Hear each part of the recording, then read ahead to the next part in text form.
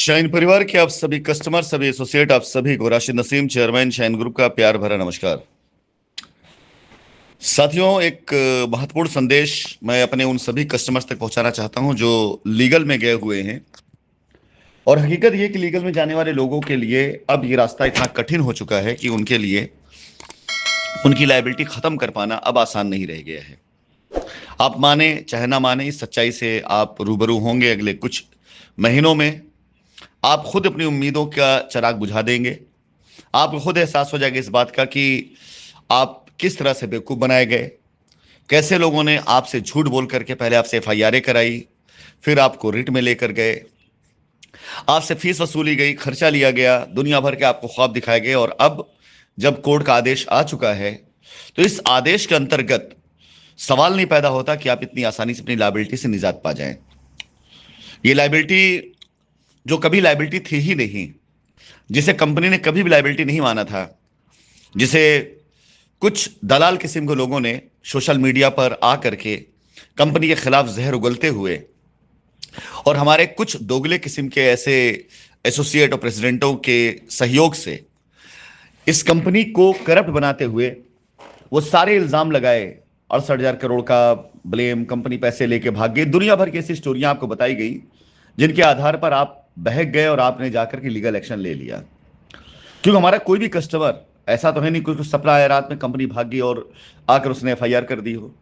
जाहिर सी बात है, प्रेरित किया गया उसको, कहीं ना कहीं से डराया गया उसको, कहीं ना कहीं उसको बरगलाया गया और तब जाकर कस्टमर ने एफआईआर करी।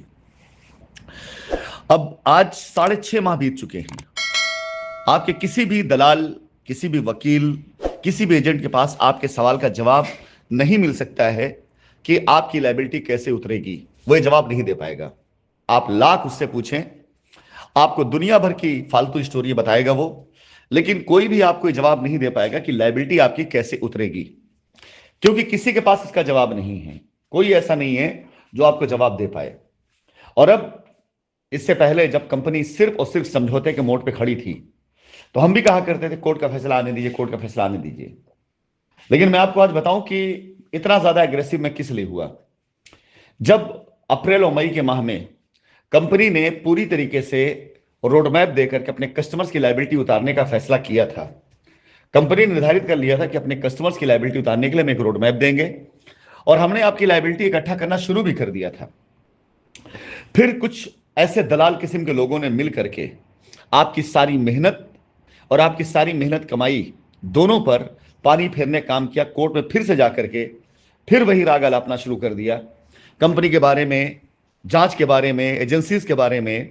और मई के महीने में 5 बार कोर्ट लगी और कोर्ट इतनी ज्यादा कन्विंस दिखाई दे रही थी ऐसे आरोपों से कि जैसे लग रहा था कि ये सारा अपराध, सारा पाप कंपनी करके बैठी हुई है और कंपनी की तरफ से कोई सुनवाई करने वाला नहीं। इन बातों से उसी समय शुभता आ गई कि हमारा कस्टमर आज इतना ज्यादा मतलबी हो गया है कि जिसने देखा कंपनी मार्च, अप्रैल, मई से लगातार कोशिश कर रही है कि आपसे समझौता करते हुए कंपनी रोड मैप दे ताकि आपकी लायबिलिटी उतारे। और किसी भी कस्टमर ने इस बात का विरोध नहीं किया कोर्ट के अंदर, या अपने किसी वकील को नहीं समझाया कि हम सिर्फ समझौता चाहते हैं, यह हरकत क्यों की जा रही है। जितनी बार भी आपके वकीलों ने कंपनी के ऊपर गलत आरोप लगा करके आपके लिए रास्ता मुश्किल किया, हर बार आपका समर्थन उनको मिला, हर बार आपका सपोर्ट उनको मिला। एक बार भी आप में से किसी ने जाकर के उनसे यह नहीं कहा कि आपको सिर्फ आपके पैसे की आवश्यकता है, यह फालतू के आरोप का कोई फायदा नहीं।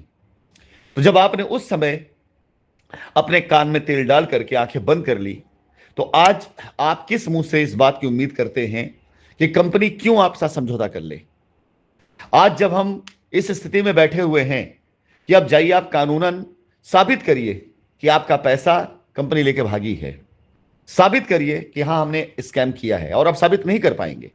अगर आप ये साबित नहीं कर पाए तो आपका पैसा वहां से मिल पाना असंभव है। जब तक ट्रायल नहीं चलेगा तब तक आपका पैसा मिल भी नहीं पाएगा। तो निश्चिंत रहें आप कि आपका पैसा ऐसा मिलने जा रहा है, सवाल नहीं पैदा होता। अब इस सारी चीज का सिर्फ एक कंपनसेशन है। हमारे ऊपर जितने आरोप लगाए गए थे उसके खिलाफ जितने एक्शन हुए, अब वो इतने एक्शन हो चुके हैं कि वापस कदम लेना हमारे लिए संभव नहीं है। अब ये तभी संभव हो सकता है कि जब आप कस्टमर अपने एफआईआर की वजह या अपने ऋण जाने की वजह को लिखकर कोर्ट में डालें कि कैसे आपको प्रेरित किया गया एफआईआर में जाने के लिए, कैसे आपको सोशल मीडिया के जरिए झूठ सच कहानी बता करके बताया कंपनी भाग गई, कैसे आपको भ्रमित किया गया और किसके किसके कहने पर, किसके फोन कॉल पर, किसके सोशल मीडिया पोस्ट से आप प्रेरित होकर आपने एफआईआर कराई। जब तक ऐसी कंप्लेन आपकी तरफ से नहीं जाएगी तब तक आप ये मान चले कि ये कोई भी समझौते के लिए जो आप मुझे ऑफर भेज रहे हैं या अपना रोना रो रहे हैं, तकलीफें रो रहे हैं, ऐसी कोई भी सुनवाई आपकी नहीं की जाएगी। कितनी बड़ी तकलीफ आपके सामने क्यों ना हो, हम उसके ऊपर बिल्कुल सुनने वाले इसलिए नहीं क्योंकि आप लीगल में हैं और आपको परेशानी है, लेकिन यही परेशानी हमारे बहुत से उन लोगों ने उठाई जो लीगल में नहीं गए हैं। आप एक होंगे तो आपके सामने 10 ऐसे लोग हैं जो लीगल में नहीं गए, उनके परिवार में सेम परेशानी है, उनके सामने सेम दिक्कतें हैं। तो संभव ही नहीं होता है कि मैं आपसे समझौता कर लूं। मैं उन 10 लोग लायबिलिटी पहले उतार दूंगा, लेकिन आप एक की लायबिलिटी तभी उतर पाएगी जब आप अपने एफआईआर कराने की वजह लिखते हुए कंप्लेन करेंगे कि किसके कहने पर, किसके द्वारा प्रेरित किए जाने पर, किसके द्वारा डराए जाने पर आपने एफआईआर कराई, रिट में आप गए। उससे पहले कोई समझौता बनता ही नहीं है। और अब रविवार यानी कल की मीटिंग में इस मुद्दे को भी मैं आप सामने क्लियर करूंगा कि अगर आप कंपनी से समझौता करना चाहते हैं तो कंपनी आपको कैसा रास्ता दे रही है, क्या आपको रास्ता दे रही, उस रास्ते पे चल के ही समझौता हो सकता है, दूसरा कोई ऑप्शन नहीं है।